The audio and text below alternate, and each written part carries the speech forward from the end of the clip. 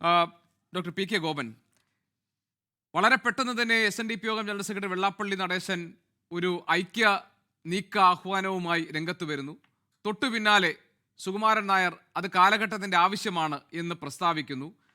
വളരെ കാലമായുള്ള ഈ ഹിന്ദു ഭൂരിപക്ഷ സമുദായങ്ങളുടെ ഈ കൂട്ടായ്മ സാധ്യമാകും പെട്ടെന്ന് തന്നെ എന്ന തോന്നലുണ്ടാക്കുകയും കേരളത്തിൻ്റെ രാഷ്ട്രീയ മണ്ഡലത്തിലും സാമുദായിക മേഖലകളിലുമൊക്കെ വലിയ ചർച്ചകൾക്ക് തുടക്കമിടുകയും ചെയ്തു. ഇരു സമുദായ നേതാക്കളുടെയും ഒന്നിച്ചു പോകാനുള്ള തീരുമാനം. പക്ഷേ 9 ദിവസം കഴിയുമ്പോഴേക്കും ആ തീരുമാനത്തിൽ നിന്ന് NSS കരണം മറഞ്ഞിരിക്കുകയാണ്, മലക്കം മറഞ്ഞിരിക്കുകയാണ്. അതിന് NSS ജനറൽ സെക്രട്ടറി പറഞ്ഞ കാര്യം SNDP യോഗത്തിൻ്റെ നീക്കങ്ങളിൽ രാഷ്ട്രീയ താല്പര്യമുണ്ടോ എന്ന് സംശയിക്കുന്നു എന്നാണ്. ഈ ഐക്യ ആഹ്വാനം വന്നപ്പോൾ അതിന് പിന്നിൽ പ്രതിപക്ഷം ഉന്നയിച്ച ഒരു പ്രധാനപ്പെട്ട ആരോപണം ഇത് CPIMൻ്റെ ഒരു ഗ്രാൻഡ് ഡിസൈനാണ്, ഹിന്ദു ഭൂരിപക്ഷ വോട്ടുകളെ ഒപ്പം നിർത്താൻ വേണ്ടി നടത്തുന്ന നീക്കങ്ങളുടെ ഭാഗമാണ് ഈ ആഹ്വാനം എന്നായിരുന്നു. അത് തിരിച്ചറിഞ്ഞാണ് NSSൻ്റെ പിന്മാറ്റം എന്ന് പറഞ്ഞാൽ ശരിയാകുമോ ഡോക്ടർ പി കെ ഗോപൻ?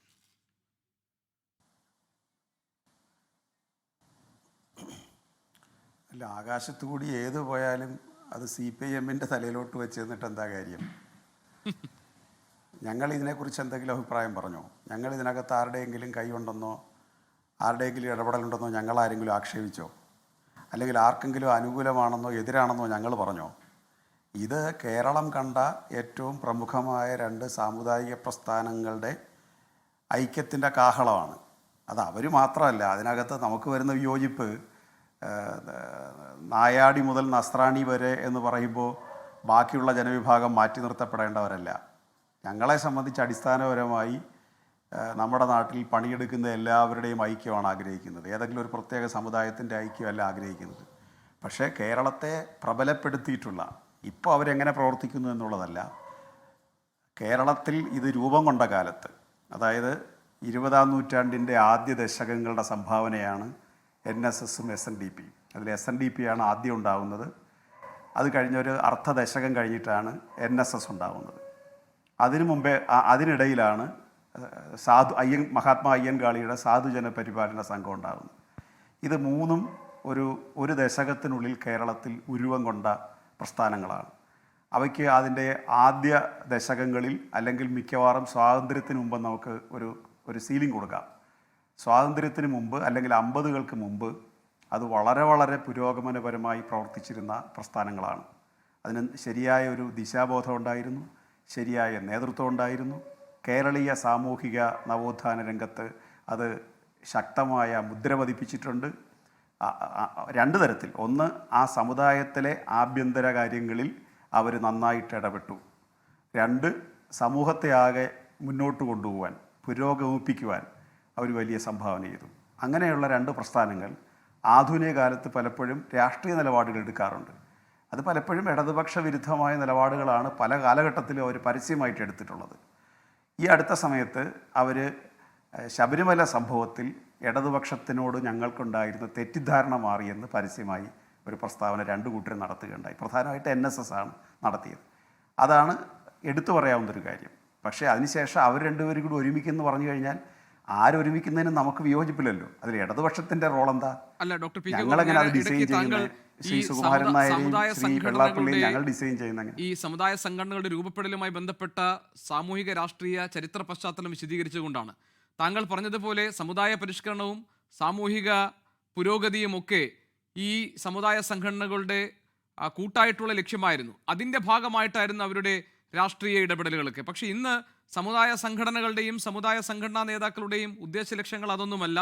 അവർക്ക് വ്യക്തമായ രാഷ്ട്രീയ താല്പര്യങ്ങളുണ്ട്. അവരുടെ വിദ്യാഭ്യാസ സ്ഥാപനങ്ങൾ നേരാവണ്ണം കൊണ്ടുപോകാൻ വേണ്ട അനുകൂല നിലപാടുകൾ ഉണ്ടാകണം, സമീപനം ഉണ്ടാകണമെന്ന ആഗ്രഹമുണ്ട്. അപ്പോൾ മുൻകാലങ്ങളിൽ, അതായത് ചരിത്രത്തിൽ ഇവരുടെ നിലനിൽപ്പിനെ സാധൂകരിക്കുന്ന ന്യായങ്ങളൊന്നും തന്നെ ഈ കാലഘട്ടത്തിലില്ല. ഇത് മാറിയ കാലഘട്ടമാണ്, മാറിയ താല്പര്യങ്ങളാണ്, അതിനുവേണ്ടിയുള്ള നിലപാട് സ്വീകരിക്കലാണ്. അവിടെയാണ് NS ജനറൽ സെക്രട്ടറി പറഞ്ഞത് സമദൂരം എന്ന ഞങ്ങളുടെ അടിസ്ഥാന തത്വത്തെ ബാധിക്കുന്നതും അത് വിദൂരതയിൽ അത് NSSൻ്റെ നിലനിൽപ്പിനെ തന്നെ ബാധിക്കുന്നതുമായ ഒരു പ്രശ്നമാകുന്നു എന്നതുകൊണ്ടാണ് ഇതിലെ രാഷ്ട്രീയം സംശയിച്ചുകൊണ്ട് ഞങ്ങൾ ഇതിൽ നിന്ന് പിന്മാറുന്നത് എന്നാണ് ഞാൻ ചോദിക്കുന്നത്. ഇപ്പോൾ താങ്കൾ ചോദിച്ചാൽ അതിൽ CPIMന് എന്താണ് എന്ന് ചോദിച്ചു കഴിഞ്ഞാൽ CPIMന് അനുകൂലമായ ഒരു സമീപനം സ്വീകരിക്കുന്ന വെള്ളാപ്പള്ളിയുടെ ആഹ്വാനത്തോട് അനുകൂലമായി പ്രതികരിച്ച ആളാണ് NSS. ഇന്ന് രാഷ്ട്രീയ താല്പര്യം സംശയിച്ച് പിന്മാറുകയും ചെയ്തിരിക്കുന്നു. അതുകൊണ്ടാണ് CPM ഇതിനകത്തുള്ള അഭിപ്രായത്തിൽ ഒരു സ്റ്റേക്ക് ഉണ്ട് എന്ന് നമ്മൾ കരുതുന്നത്. അല്ല, ഇതിനകത്ത് രാഷ്ട്രീയമായ പ്രശ്നങ്ങളിൽ അല്ല ഇവർ തമ്മിൽ പ്രതികരിച്ചത്. രണ്ടാമത്, രാഷ്ട്രീയം സംശയിക്കുന്നുവെങ്കിൽ അത് ഞങ്ങളുമായി ബന്ധപ്പെട്ട കാര്യമല്ല. കാരണം NSSൻ്റെ ബഹുമാന്യനായ ജനറൽ സെക്രട്ടറി പറഞ്ഞത് തുഷാർ വെള്ളാപ്പള്ളി അയക്കാൻ തീരുമാനിക്കേണ്ടിയിരുന്നില്ല എന്നുള്ളതാണ്. അത് NDAയുമായിട്ട് ബന്ധപ്പെട്ട പ്രശ്നമാണ്, അത് CPMുമായി ബന്ധപ്പെട്ട പ്രശ്നമല്ല. SNDP എന്തുകൊണ്ടാണ് വെള്ളാപ്പള്ളി അദ്ദേഹം തന്നെ നേരിട്ട് പോകാതെ ബഹുമാന്യനായ വെള്ളാപ്പള്ളി നടേശനും ബഹുമാന്യനായ സുകുമാരൻ നായരും തമ്മിൽ ചർച്ച നടത്താതെ തുഷാർ വെള്ളാപ്പള്ളി എന്തിനയച്ചു എന്നുള്ളതാണ് അവരുടെ ഫസ്റ്റ് ക്വസ്റ്റ്യൻ. രണ്ടാമത്, സമദൂര നിലപാട് സ്വീകരിക്കുന്ന അത് അവർ തമ്മിൽ തീരുമാനിക്കേണ്ട കാര്യമാണ്. അത് CPMുമായി ബന്ധപ്പെട്ട കാര്യമല്ല.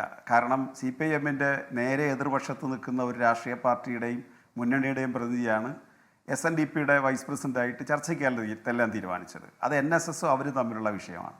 രണ്ടാമത്, ഇതിനകത്ത് പൊളിറ്റിക്സ് കാണുമ്പോൾ CPMൻ്റെ പ്രശ്നമല്ല, അതിനകത്ത് NDAയുടെ ഘടകകക്ഷിപ്പെട്ട ഒരാളാണ് SNDP പ്രതിനിധിയായിട്ട് ചെല്ലാൻ തീരുമാനിച്ചത്. അവിടെയും CPMൻ്റെ പൊളിറ്റിക്സുമായിട്ട് ബന്ധമില്ല. ഇത് ഏതെങ്കിലും വിധത്തിൽ CPMനെ ബാധിക്കുന്നതോ CPM മറുപടി പറയേണ്ട പ്രശ്നം ഇതിനകത്ത് വരുന്നില്ല എന്നുള്ളതാണ് ഞങ്ങളുടെ അഭിപ്രായം. NSSനും SNDPയെ സംബന്ധിച്ച് കേരളീയ സമൂഹത്തിന് അവരോട് വലിയ ബഹുമാന്യത ഉണ്ടായിരുന്നു. ഇപ്പോൾ സ്വാഭാവികമായിട്ടും രാഷ്ട്രീയ തർക്കങ്ങൾ വരുമ്പോൾ അതിൽ തർക്കം വരാം.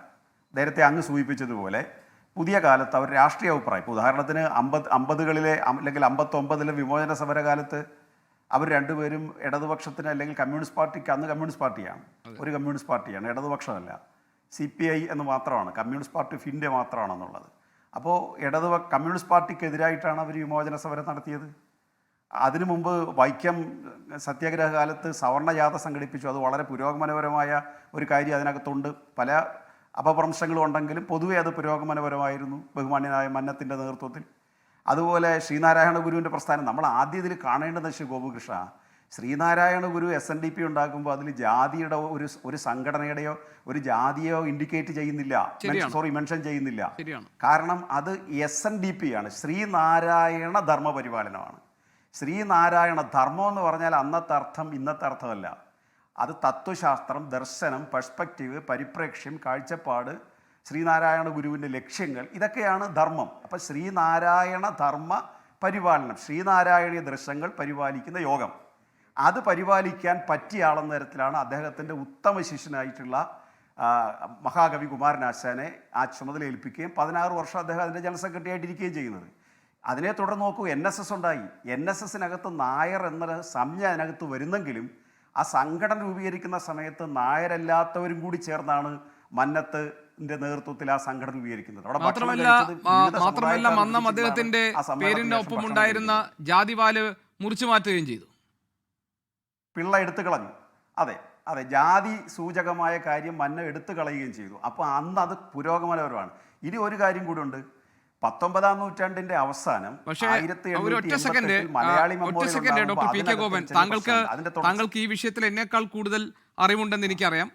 ഇത്രയും പറഞ്ഞ സ്ഥിതിക്ക് ഞാൻ ഒരു കാര്യം കൂടി പറയട്ടെ. അന്ന് ഈ മന്നത്ത് പത്മനാഭ പിള്ള എന്ന അദ്ദേഹത്തിന്റെ പേരിൽ നിന്ന് പിള്ള എടുത്ത് കളയാൻ ഉണ്ടായ യഥാർത്ഥ കാരണം, അന്നും ഇതുപോലെ ഹിന്ദു ഐക്യമായിരുന്നു ലക്ഷ്യം. അന്ന് അത് BJPയുടെ അല്ലെങ്കിൽ സംഘപരിവാറിൻ്റെ അനുഗ്രഹാശിസ്സുകളോടുകൂടി അവിടെ ഹിന്ദു ഐക്യം സാധ്യമാകണമെന്നും അത് ചർച്ചയ്ക്ക് വന്നപ്പോൾ അതിന് ഏറ്റവും വലിയ തടസ്സം NSS SNDP ഐക്യത്തിൻ്റെ തടസ്സം ഈ ജാതിപ്പേരുള്ളിടത്തോളം കാലം ഇത് ആളുകളെ വേർതിരിച്ച് കാണുമെന്ന് പറഞ്ഞപ്പോൾ അങ്ങനെയാണെങ്കിൽ എനിക്ക് ജാതിപ്പേര് വേണ്ട എന്ന് പറഞ്ഞാണ് പത്മനാഭ പിള്ള എന്ന പിള്ള എടുത്ത് മാറ്റപ്പെട്ടതെന്ന് ചരിത്രം രേഖപ്പെടുത്തിയിട്ടുണ്ട്, ഞാൻ മനസ്സിലാക്കിയെടുത്തോളം. അത് ശ്രീ ഗോപകൃഷ്ണ, അത് പ്രാക്ടിക്കൽ സൈഡിൻ്റെ ഒരു പ്രതിഫലനം. അത് ഇനി അതിനകത്തൊരു തിയറട്ടിക്കൽ സൈഡ് കൂടിയുണ്ട്. അത് നിങ്ങൾ കാണേണ്ടത്, പിള്ള, നായർ, പണിക്കർ, മേനോൻ, ഉണ്ണിത്താൻ ഇങ്ങനെയൊക്കെയുള്ള പേരുകളെന്ന് പറഞ്ഞാൽ രാജാക്കന്മാർ പതിച്ചു കൊടുത്തതാണ്. രാജ കുടുംബവുമായിട്ടും നമ്പൂതിരി ബ്രാഹ്മണ സെറ്റുമായിട്ടും അഭേദ്യമായി ബന്ധം പുലർത്തിയിരുന്ന നായർ വിഭാഗത്തിന് പലപ്പോഴായി പതിച്ചു കിട്ടിയ അംഗീകാരങ്ങളുടെ ഭാഗമാണ് ഈ പേരിൻ്റെ അറ്റത്തെ വാല്. യഥാർത്ഥത്തിൽ മന്നം അന്ന് ചെയ്തതിനകത്ത് പ്രാക്ടിക്കൽ സൈഡ് നോക്കുമ്പോൾ സാമുദായിക ഐക്യം അതിനകത്ത് ഉയർന്നു വന്നെങ്കിലും തിയറട്ടിക്കലായിട്ട് നോക്കിയാൽ മന്നത്തിന് അന്ന് ഇതിനോടൊരു ശക്തമായ പ്രതിഷേധം ഉണ്ടായിരുന്നു.